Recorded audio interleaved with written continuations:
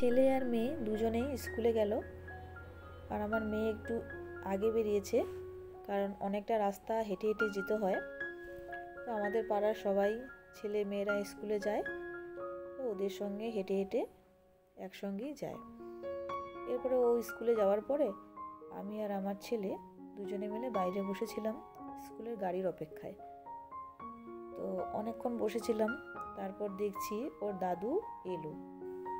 মানে ওর দাদু একটু আগে বেরিয়ে গেছে একটা কাজে, তো দেখছি না ওর দাদু এলো। ও দাদু ওকে নিয়ে স্কুলে চলে গেল। তারপর ওরা স্কুলে যাওয়ার পরে আমি গেটে চাবি লাগিয়ে দিয়ে চলে এসেছি উপরতলায় কাজ করতে। তো বন্ধুরা, কেমন আছো সবাই? আশা করছি সবাই ভালো আছো, সুস্থ আছো। আমরাও ভালো আছি। তো আমি আজকেও আরেকটা ব্লগ নিয়ে তোমাদের কাছে চলে এসেছি। তো প্লিজ তোমরা ভিডিওটি স্কিপ না করে সম্পূর্ণ দেখো, আশা করছি তোমাদের ভালো লাগবে। আর যারা যারা আমার ভিডিওটি দেখছো, যারা আমার নতুন বন্ধুরা, তো ভিডিওটি যদি ভালো লেগে থাকে তাহলে একটা লাইক করে দিও, আর পারলে চ্যানেলটিকে সাবস্ক্রাইব করে দিও।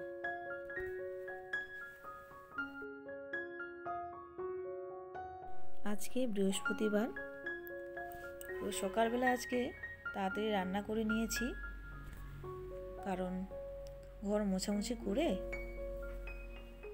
তারপরে স্নান করে পুজো করব। তো পুজোর কাজটা আমি বাকি রেখেছি। সকাল সকাল এমনি বাসি কাপড় ধোয়া হয়ে গেছে। তারপরে আমি রান্নাবান্না করে বাচ্চারা স্কুলে পাঠিয়ে দিলাম ওদেরকে। আর শ্বশুরমশাই খাওয়া দাওয়া করে গেছেন, তো এই জন্য নিশ্চিন্তে ঘর মোছামুছি করে স্নান করে তারপরে পুজো করব। আর আমাদের প্রত্যেকের ঘরে ঘরে কিন্তু আজ বৃহস্পতিবার বাঙালিদের এই নিয়মটা করে, মানে ঘর মোছামুছি করে তারপরে পুজো করে। তো দেখো, আমি প্রথমে রুমটা মুছে নিলাম, তারপরে এই যে শ্বশুরমশাই রুমটা এসেছি মুছতে, তো মোছামুছি করে নিই। কালকে আমি নিচের রুমগুলোকে মুছে নিয়েছি। আর আমাদের ঘরটা মুছতে না অনেকটা টাইম লাগে, কারণ আমাদের চওড়া হয়তো বেশি নয়, কিন্তু আমাদের ঘরটা প্রচুর লম্বা আর অনেকটাই সময় লাগে। তো আস্তে আস্তে মোছামুছি করছি, প্রায় মোছামুছি হয়েই গেছে। মানে প্রথমে দুটো রুম মুছে নিয়েছি, তারপরে লম্বায় করে বারান্দাটা মুছে নিচ্ছি। তো দেখো, আমার মোছামুছি প্রায় কমপ্লিট। এরপরে ফ্যান আলো সব বন্ধ করতে এসেছি। ফ্যানটা চালু করে দিয়েছি কারণ তাড়াতাড়ি শুকনো হবে বলে। তো দেখো, আমার মোছামুছি প্রায় কমপ্লিট হয়ে গেছে। তারপরে এই যে শ্বশুরমশাই এখানে কিছু জামাকাপড় রেখে গেছেন, তো সেগুলোকে ধুয়ে দেব। আর কালকেও কিছু জামাকাপড় রেখে গেছিলেন, সেগুলো ধুয়ে দিয়েছিলাম কালকে। আর আজকে এই ধুতি পাঞ্জাবি এগুলোকে ধুয়ে দেব। তারপরে বাথরুমে রেখে দিয়ে তারপরে এই যে আমার সিঁড়িটা মুছে নিচ্ছি।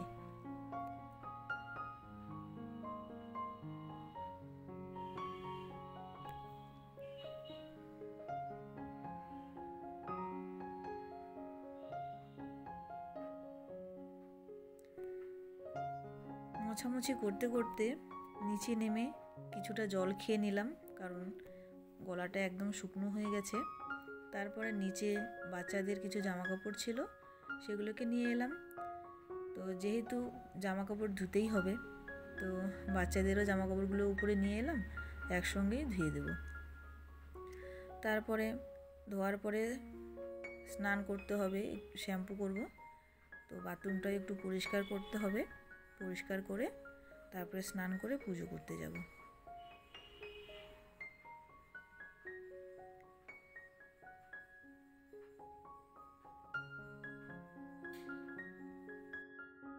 জামা প্যান্টগুলোকে ভিজানোর পর মনে হলো যে সকালে যে বাসন পড়ে আছে সেগুলো তো মাজা হয়নি। তারপরে আমি নিচে এসে বাসনগুলোকে মাজতে শুরু করলাম, কারণ স্নান করে তারপরে আবার পুজো করে এত বাসন কি মাজা যায়? তো এই জন্য ভাবলাম যে আগে বাসনটা মেজেই নিই, তারপরে না হয় জামা কাপড় কাচবো, স্নান করব, পুজো করব। তো চলো বন্ধুরা, বাসনগুলো মেজে নিই, তারপরে রান্নাঘরটাও পরিষ্কার করে নিই।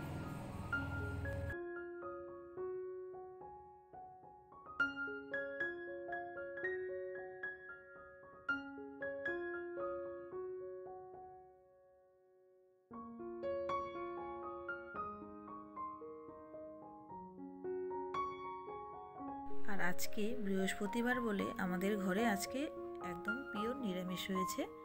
আর আমার শ্বশুরমশাই তো জানেনই কীরকম নিরামিষ খায় প্রত্যেক দিন, আমিষটা খান না।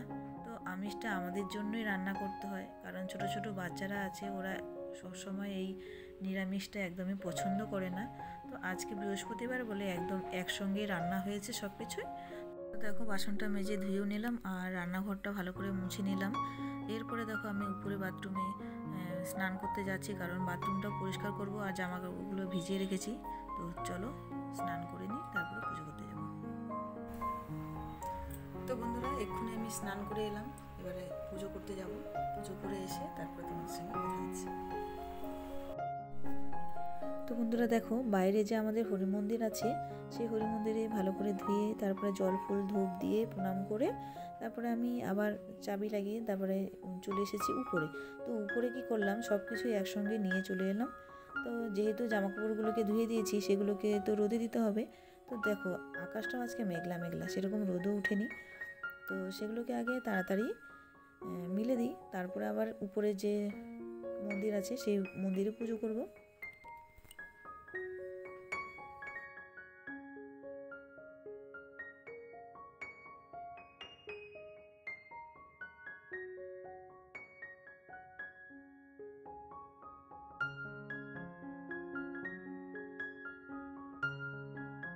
তো দেখো জামা কাপড়গুলো মিলে দেওয়ার পরে আমি মন্দিরে এসেছি। তো মন্দিরে আগের যে বাসি ফুলগুলো ছিল, মানে কালকে যে পুজো করেছিলাম, সেই ফুলগুলোকে ফেলে দেবো। তারপরে ভালো করে ঠাকুরের গায়ে মুছে একটু জল দিয়ে মুছে নেব, তারপরে মন্দিরটা ভালো করে মুছে নেব। তো আমাদের না দুপাশে ঠাকুর আছে, একদিকে রাধা মাধবের, তারপরে জগন্নাথ দেবের ঠাকুর, তারপরে সে পাশে হচ্ছে শিব, তারপরে কালী মা, এগুলো আছে। তো প্রথমে আগে আমি মানে পূর্ব দিকে সব ঠাকুরকে রেখেছিলাম, তারপরে শ্বশুরমশাই বললেন ওই দিকে নাকি ঠাকুর রাখতে নেই, মানে পশ্চিম দিকের মুখ করে ঠাকুরকে রাখতে নেই। তো এই জন্যই উত্তর দিক আর দক্ষিণ দিক এই দুই দিকেই ঠাকুরকে রাখা আছে। তো এগুলো একটু মানে করতে অসুবিধা হয়, তবুও প্রত্যেক দিনই ভালোভাবে বসে পরিষ্কার করে তারপরে পুজোটা করি আমি।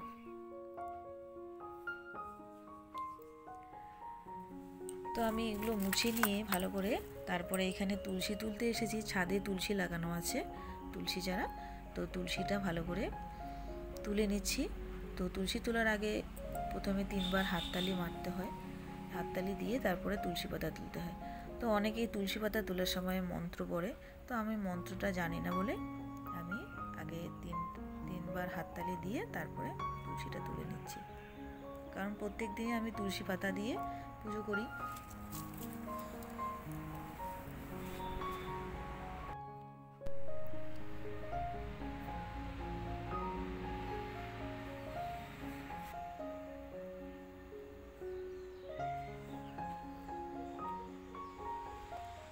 তো বন্ধুরা আমার পুজো করা হয়ে গেল, এবারে আমি নিচে যাব। সকাল থেকে কিছু খাওয়া হয়নি, এবারে খাওয়া দাওয়া করবো। তো আজকে ভিডিওটি যদি ভালো লেগে থাকে তাহলে একটা লাইক করে দিও, আর যারা চ্যানেলটিকে সাবস্ক্রাইব করোনি প্লিজ সাবস্ক্রাইব করে দিও। তো আজকের মতো ভিডিওটি এখানে শেষ করছি। তো তোমরা ভালো থেকো, সুস্থ থেকো, টাটা, বাই বাই।